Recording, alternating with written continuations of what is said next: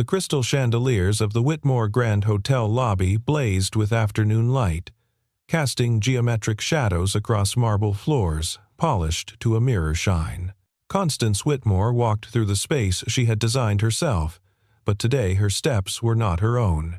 Leon Hale moved beside her, half a step back, his hand resting at the small of her back as if guiding a dance partner. Beneath the pressed wool of his black suit jacket, something cold and hard pressed against her spine. A weapon. Constance knew the rules without being told. No shouting, no running, no reaching for her phone. When she passed the janitor mopping near the concierge desk, she made her move. Her hand dropped to her side, fingers forming shapes in the air between one heartbeat and the next. "Help me. He has a weapon."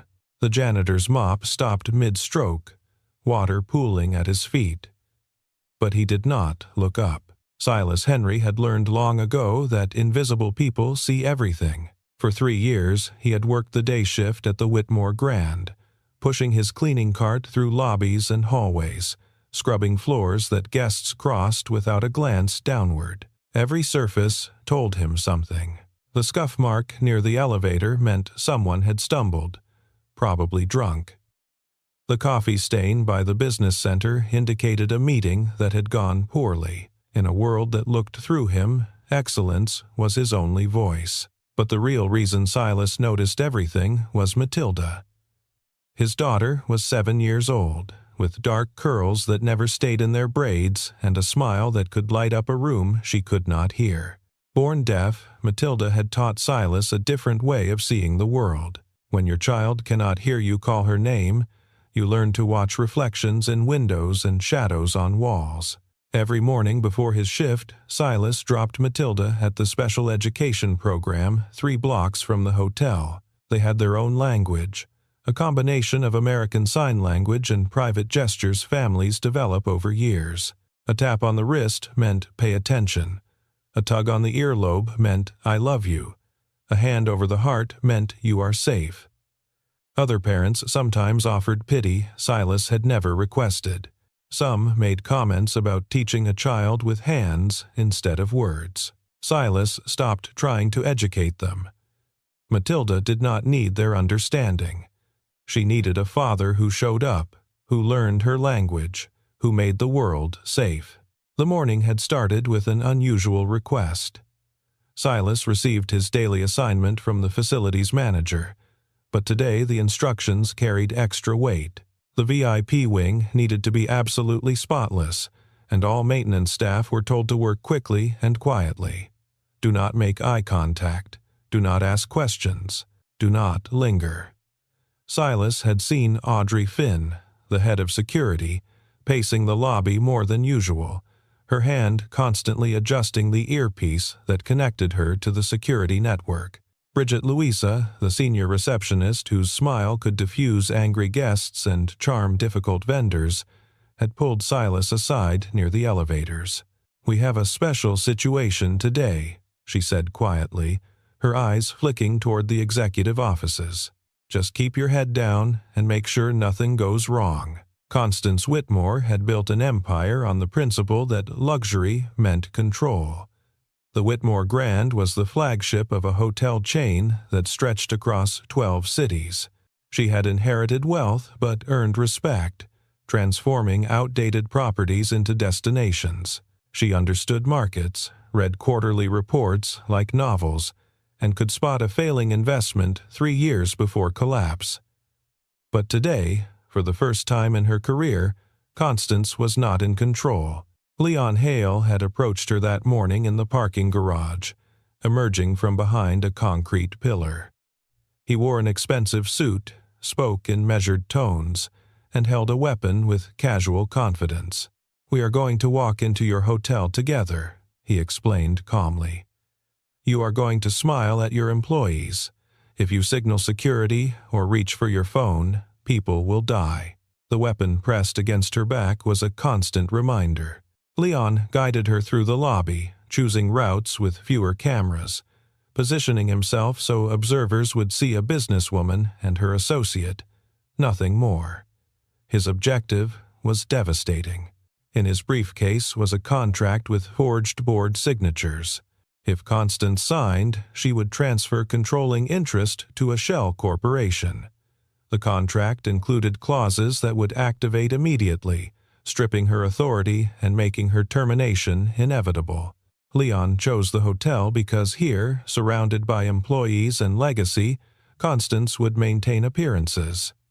She could not scream in a five-star lobby, but Constance had one advantage Leon had not anticipated. 3 years ago, she had sponsored a program supporting deaf children, funding scholarships and equipment. During the launch, she attended classes, watching teachers and students communicate with their hands, their whole bodies. The experience moved her to enroll in a basic sign language course, learning enough to greet students and understand simple conversations. She never imagined this gesture would become a survival tool. When she passed the janitor near the concierge desk, Constance made a decision in 3 seconds. The man was bent over his mop, but she could see his reflection in the polished floor. More importantly, she recognized him.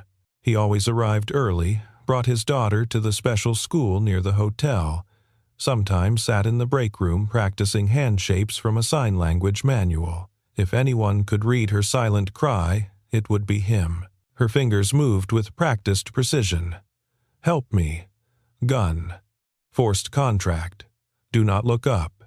She kept walking, her face calm, her breathing steady. Behind her, she heard the soft splash of water hitting tile, the janitor's mop resuming its rhythm.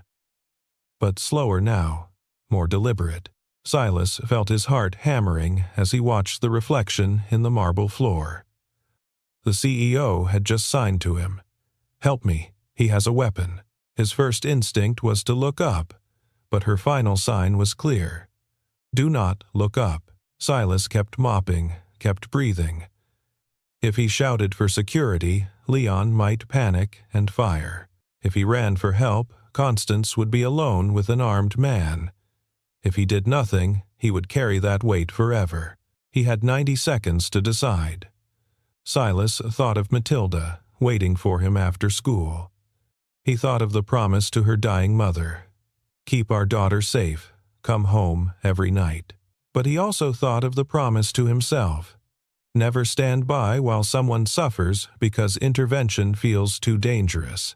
Silas set down his mop and grabbed the yellow caution sign. He walked toward the VIP elevators, placing the sign directly in Leon and Constance's path.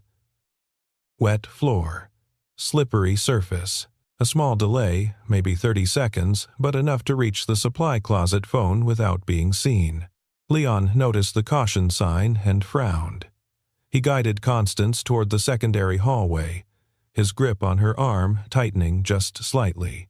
This hotel has excellent maintenance, he commented, his tone suggesting that excellent maintenance should not inconvenience him. Silas moved quickly once they passed.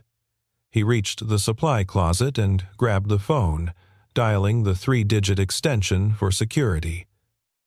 Audrey Finn answered on the first ring. Maintenance? What do you need? This is Silas Henry from Day Shift, he said quietly, his voice steady despite the adrenaline flooding his system. I need you to watch the VIP route right now. The CEO is in danger. The man with her has a weapon. Do not approach directly. Silent response only. There was a pause. Then Audrey's voice came back. All business. I am looking at the cameras now. I see them. Are you certain about the weapon? She signed to me, Silas said. Sign language. She told me he has a gun and is forcing her to sign a contract. Another pause. Stay on this line. Do not hang up. Silas heard Audrey speaking rapidly to someone else, her words clipped and professional. Then she came back. I am sending Bridget to create a diversion in the main lobby. I need you to do something for me. Can you move slowly down the VIP hallway and create legitimate reasons for delays? Make it look like routine work. Buy us time to set up a controlled intervention. I can do that, Silas said, and he meant it. For 3 years, he had been invisible in this hotel. Today, invisibility would be his greatest weapon. Years ago, before Matilda was born, Silas had worked in private security, risk assessment for corporate clients. He had been good at it, staying calm under pressure, seeing threats before they materialized. But then his wife got sick. Cancer, fast and cruel. After the funeral, Silas quit. The work required a hardness he no longer possessed.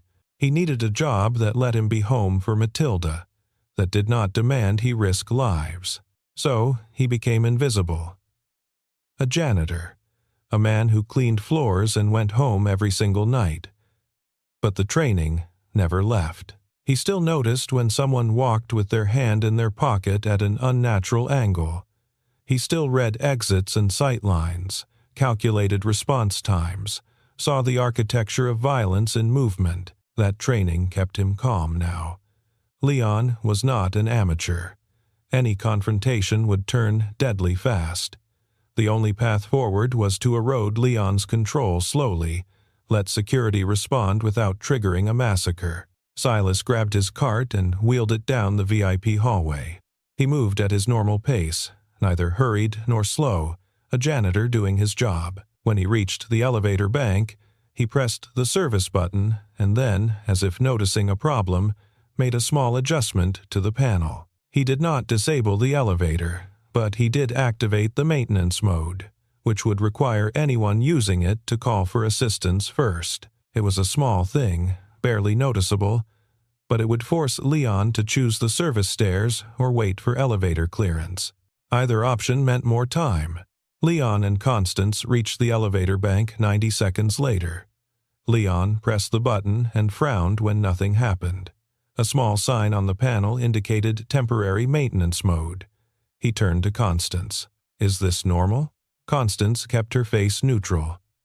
"Sometimes the system glitches." "We can take the service stairs." Leon's eyes narrowed. Something felt wrong to him, though he could not identify what. The hotel was too quiet, too empty in places that should have had more staff. He tightened his grip on the briefcase. Service stairs, now. Silas watched from his position near the housekeeping alcove, his body angled so that he could see their reflections in a decorative mirror without making direct eye contact. When they turned toward the service stairs, he moved again, this time approaching Bridget Louisa at the front desk. Bridget looked up from her computer, her professional smile never wavering even as her eyes communicated urgency. Silas spoke quietly. "He is taking her to the service stairs. Audrey needs to know."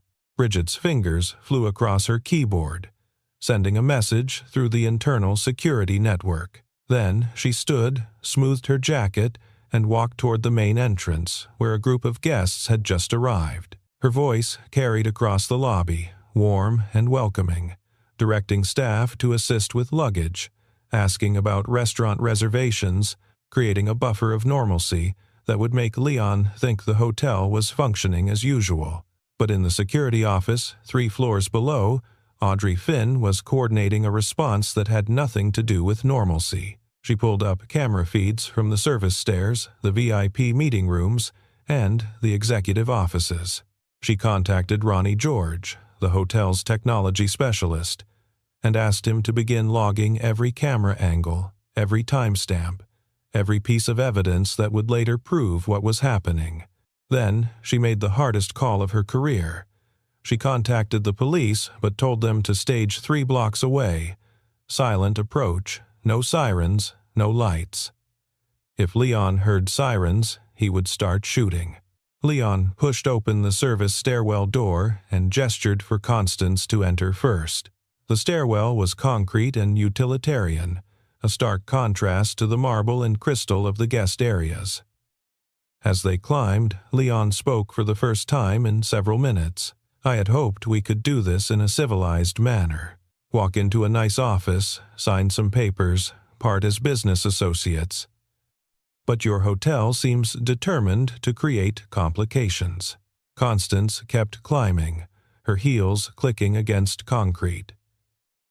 "I do not control elevator maintenance schedules." "No," Leon agreed. But you do control a great deal else, which is why this contract is necessary. You have built something impressive, Miss Whitmore. Unfortunately, you built it on a foundation my associates now own. The debt your grandfather incurred 30 years ago, the leveraged buyouts your father executed, the properties mortgaged and remortgaged, it all comes due eventually. We are simply here to collect. They reached the VIP floor, and Leon directed Constance down a hallway toward a small conference room. The room had floor-to-ceiling windows overlooking the city. On the table sat a leather portfolio Leon had arranged there earlier that morning. Inside was the contract, already prepared, already witnessed by forged signatures. All it needed was Constance's name. Leon closed the door and gestured to a chair. "Please sit. Review the contract if you wish, though the terms are non-negotiable. You sign, you walk out with your life and reputation. You refuse, and the story becomes much darker." Constance sat slowly, pulling the portfolio toward her. She began reading, not because she intended to sign, but because every minute was another minute for help to arrive. Her hands trembled as she turned pages, but her voice stayed steady. "This will take time. There are 12 pages of clauses. Take your time," Leon said, his hand inside his jacket, fingers on the weapon.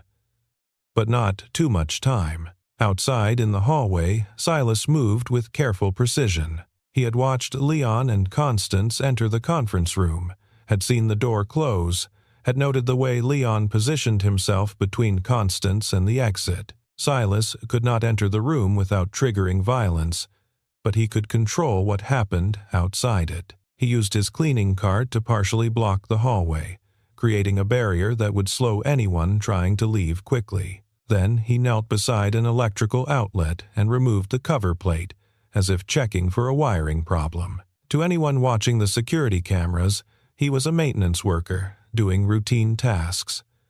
To Audrey Finn, watching from 3 floors below, he was marking his position and indicating he was ready. Audrey's voice came through the radio, clipped to Silas's belt, quiet enough that only he could hear. "We have officers staged at the north and south stairwells. Ronnie is recording everything. When I give the signal, I need you to create a distraction in the hallway. Something that makes noise but does not seem like an attack. Can you do that?" Silas pressed the button on his radio twice. 2 clicks meant yes. Inside the conference room, Constance was running out of pages to read. She had stretched the review as long as possible, but now she was on the final page, and Leon was no longer willing to wait. "Enough," he said, pulling a pen from his pocket. "Sign the document, Miss Whitmore. Sign it now." Constance picked up the pen. She needed a third option, something unexpected. She set the pen on the signature line but did not write. Instead, she looked at Leon directly. "Before I sign, answer one question. How did you know about my grandfather's debt? That information was sealed 40 years ago." Leon smiled. "That is the beauty of patience. Information does not disappear. I have been planning this for 3 years. Every document, every secret your family buried, I found it all." His words were a confession, and Constance understood Leon was not working alone. There was inside help. If there was inside help, there would be evidence, and evidence meant this could be fought in courts. She picked up the pen again, positioning her hand so her fingers could form shapes beneath the table where Leon could not see. "Help! Now!" Close. In the hallway, Silas saw the sign through the glass panel. He stood, grabbed a metal tool tray, and dropped it. The clatter was enormous. Leon's head snapped toward the door. Silas knelt slowly, began gathering tools, muttering apologies. The distraction lasted 5 seconds, but 5 seconds was enough. Audrey Finn and 2 police officers appeared at the hallway's end, moving silently. They positioned themselves on either side of the door. Audrey held up 3 fingers, then 2, then 1. She opened the door. Leon spun toward the sound, his hand emerging with the weapon visible. But before he could aim, Constance moved. She had been watching Silas through the glass, watching his hand signals. When Audrey opened the door, Silas signed one word: down. Constance dropped beneath the table as Leon's attention split. Audrey and the officers rushed forward, weapons drawn, voices shouting. Leon grabbed for Constance but caught air. He swung toward the officers. Then Silas stepped into the doorway and signed again. Constance could see him from beneath the table. The signs were for Matilda, the private language of father and daughter. You are safe. It is over. Come home. Leon turned again, trying to track too many threats, and his control shattered. He raised the weapon. Officers shouted. Then Ronnie George, monitoring every camera, cut the conference room lights remotely. In 3 seconds of darkness, officers wearing night vision moved with efficiency. When the lights came back, Leon was on the floor, weapon secured, hands restrained. He shouted about lawyers and lawsuits, but no one listened. Audrey was reading him his rights while Ronnie's camera footage played on her tablet, showing every moment from parking garage to conference room, a complete record of kidnapping and extortion. The arrest took 17 minutes. Leon was escorted out through the service entrance. Constance gave her statement in her office, her voice steady though her hands trembled. When the detective asked how she signaled for help, she explained about sign language, about Silas, about reflections in marble floors. The detective promised to commend the maintenance worker, but commendations were not what Constance thought about as she sat alone in her office an hour later. She was thinking about how close she had come to dying in a building she owned, surrounded by systems she had built. And she was thinking about how the person who saved her was someone she had never spoken to, whose name she learned only that afternoon, who had been invisible until she desperately needed him to see. Elias Corbin, the district attorney, arrived the next morning with preliminary findings. Leon Hale was not working alone. He had been funded by a shell corporation with organized crime ties, and he had inside help from someone in the Whitmore organization. That person provided access codes, security schedules, and confidential family financial records. The investigation was ongoing, but arrests were coming. Constance listened with calm that surprised her. She had spent her career building walls, creating systems and hierarchies that kept her separate from her employees. She had believed separation meant safety, that control meant security. Leon Hale had proven her wrong brutally. She thanked Elias for his work and promised full cooperation with the investigation. Then she asked him to leave. She had something else to do. Silas was cleaning the 3rd floor when Bridget found him. The CEO would like to see you in her office. Silas followed her to the executive level, walking on carpet so thick his footsteps made no sound. He had been here before, but only to empty trash after hours. Now, in daylight, the space felt foreign. Constance stood when he entered. She gestured to a chair. Please, sit. I need to speak with you. Silas sat carefully, aware his uniform was still damp from mopping. Constance sat across from him, looking at him as if trying to understand how a janitor had become the most important person in her building. I need to thank you, she said, and apologize. You saved my life, and I never even knew your name. You worked here 3 years, and I never once acknowledged your existence. That is unacceptable. Silas had not saved her for recognition. He had saved her because it was right, because he could not live with doing nothing, because his daughter was waiting for him to come home. Constance continued. The police tell me you learned sign language for your daughter, that she is deaf. Is that correct? Yes, Silas said quietly. Yesterday, when I signed to you, you understood immediately. You did not hesitate. You needed help, Silas said. There was not time for hesitation. Constance nodded slowly. I have been thinking about what happened, about what it means. Yesterday I learned that power is an illusion.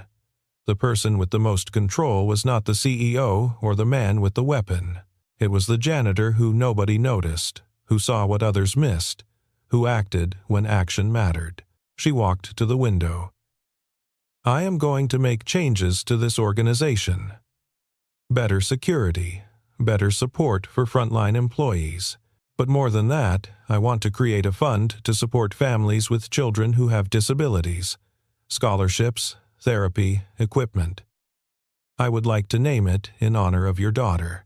Silas felt something crack open in his chest. You do not need to do that. I know, Constance said. I want to.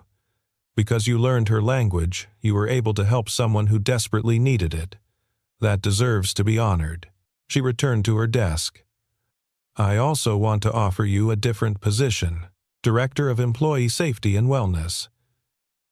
You would oversee programs to ensure every worker has the resources and support they need. The salary is substantially higher, and the schedule is flexible for your daughter.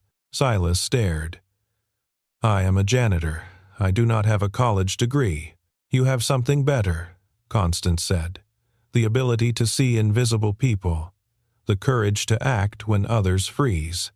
The lived experience of being overlooked. This organization needs someone who understands what that feels like, because that is how we build systems that actually protect people. Silas thought about Matilda, about medical bills, about the cramped apartment, about the future he wanted for his daughter. He thought about real change requiring people who understood what needed changing, not from textbooks, but from living it. I accept, he said. 3 months later, on a cold afternoon in early spring, Constance stood in the lobby of the Whitmore Grand as a new plaque was unveiled near the main entrance. The plaque listed emergency protocols, including a silent alert system allowing any employee to signal danger without speaking. The system had been designed by Silas, implemented by Audrey, and funded by the Matilda Henry Foundation for Children with Disabilities.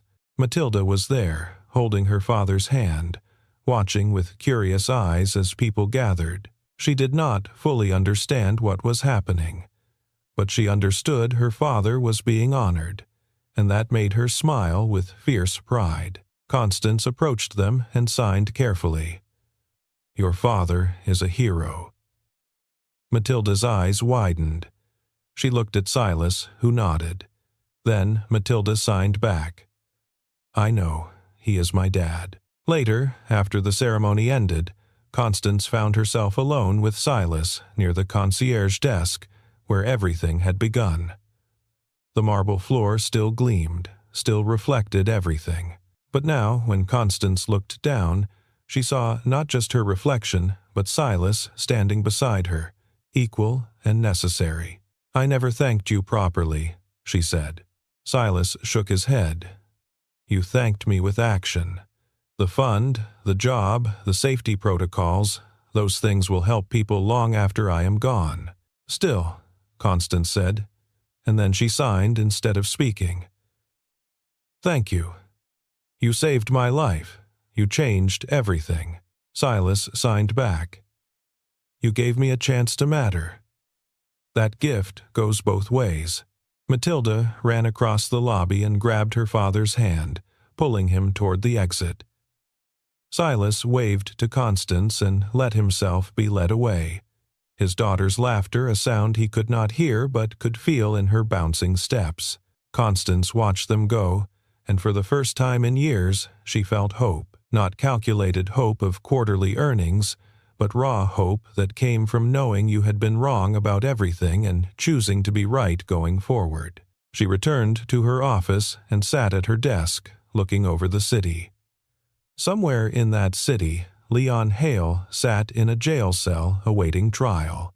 Somewhere, his accomplice, a senior vice president who had sold out the company, had been arrested. And somewhere, a 7-year-old girl who could not hear was teaching her father new signs, new ways of seeing the world. Constance picked up her phone and called the foundation office. I want to expand our reach, not just children with disabilities. Every family that struggles, every parent working 2 jobs, every person who feels invisible. I want them to know they matter.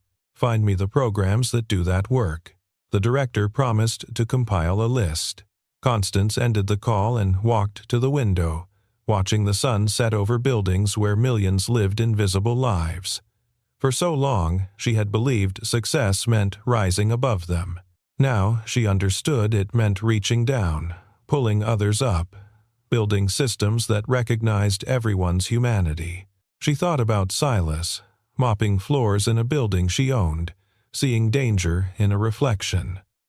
She thought about Matilda, laughing with her whole heart. She thought about the contract she had nearly signed, the empire nearly lost, the life saved by a janitor who refused to look away. The city darkened as night fell, lights coming on in windows across the skyline.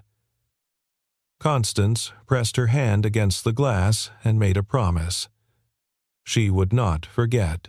She would not return to the comfortable distance that separated CEOs from the people who cleaned their offices.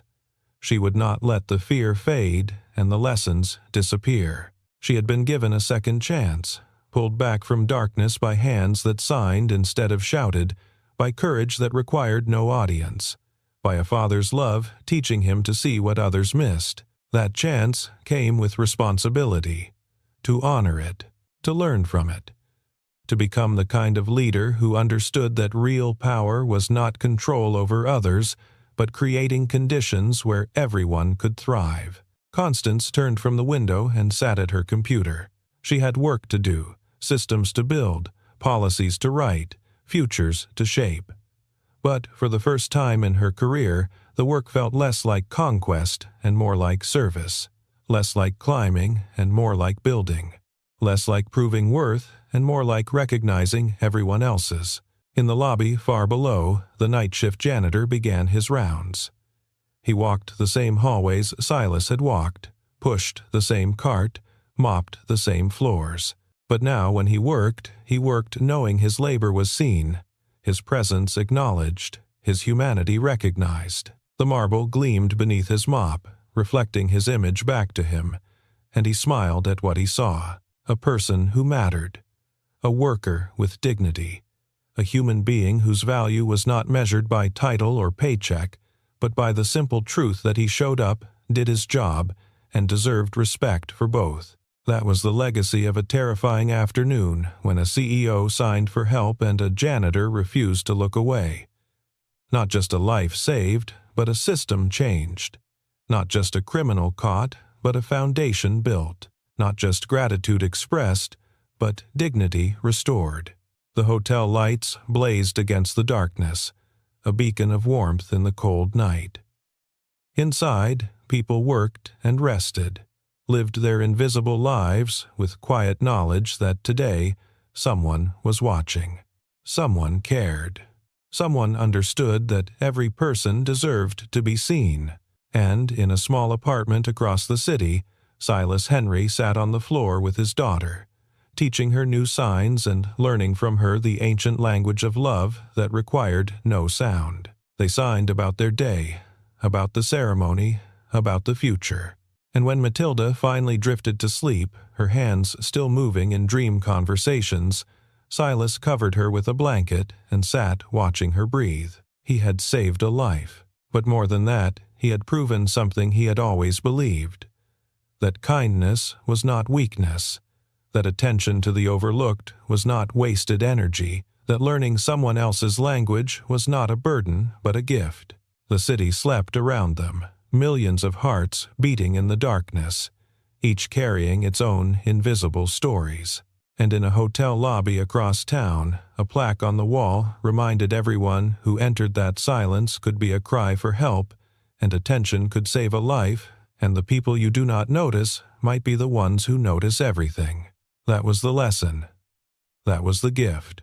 That was the story that would be told for years, in boardrooms and break rooms, in sign language and spoken words, in quiet moments when people chose to see instead of overlook, to act instead of ignore, to become the kind of human beings who made the world safer simply by refusing to look away.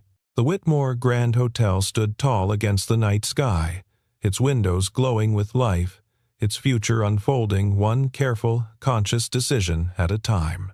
And somewhere in that building, a marble floor reflected everything, holding the memory of the day when reflection became revelation, when a signal became salvation, when invisible became essential.